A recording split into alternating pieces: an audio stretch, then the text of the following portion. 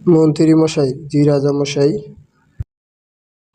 আজ সবাইকে ঢোল পিটিয়ে বলে দিন যে রাজামশাই পাশের রাজ্যে রানীকে আনতে যাবে, তো সবাই যেন তাকে স্বাগতম জানায়। রাজামশাইয়ের কথা শুনে মহামান্য মন্ত্রী চলে গেলেন। এর কিছুক্ষণ পরেই ঢুলিয়া বেরলেন আর বলতে লাগলেন, শুনুন শুনুন শুনুন, পাশের রাজ্যে রাজামশাই রানীকে কাল আনতে যাবে, সবাই তাকে স্বাগতম জানাবেন। শুনুন শুনুন শুনুন, একটি শোক সংবাদ, একটি শোক সংবাদ, পাশের রাজ্যে রাজামশাই রানীকে আনতে যাবে, আপনারা সবাই স্বাগতম জানাবেন। ধন্যবাদ। এরপর পুরো রাজ্যে ঢুলিয়া ভাই এভাবেই ঢোল পিটালেন আর রাজামশাইয়ের কথা বলে দিলেন। বলতে বলতে সারাদিন চলে গেল। শুনুন শুনুন শুনুন, কাল রাজামশাই পাশের রাজ্যে রানীকে আনতে যাবে, সবাই তাকে শুভেচ্ছা জানাবেন। শুনুন শুনুন শুনুন। এরপর রাজামশাই তাদের রাজকীয় টমটমে চড়ে রানীকে আনতে রওনা হলেন।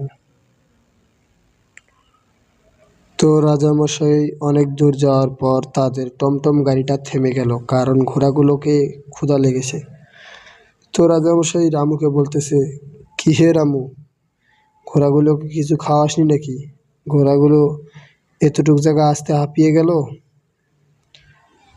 তো রামু আর কিছু বলল না। এরপর কিছুক্ষণ ঘোড়াগুলোকে রেস্ট দিয়ে রাজা বীরবল্লভ আবার তার রানীকে আনতে রওনা হলো রাজপ্রাসাদের দিকে।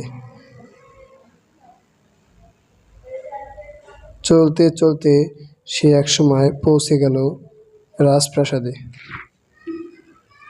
এরপর তার রানীকে নিয়ে তিনি আবার তার রাজমহলের দিকে রওনা হলেন।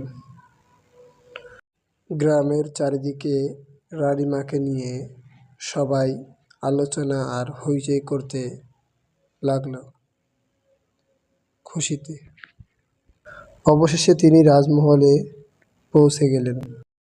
এরপর রাজা বীরবল্লভ ও রানীমা নেমে রাজমহলের ভিতরে চলে গেলেন। বন্ধুরা, যদি ভিডিওটি ভালো লাগে অবশ্যই ভিডিওতে লাইক দিবেন এবং একটা সুন্দর কমেন্ট করবেন এবং চ্যানেলটি সাবস্ক্রাইব করবেন, পাশে থাকা বেল আইকনটি বাজিয়ে দিবেন। ধন্যবাদ।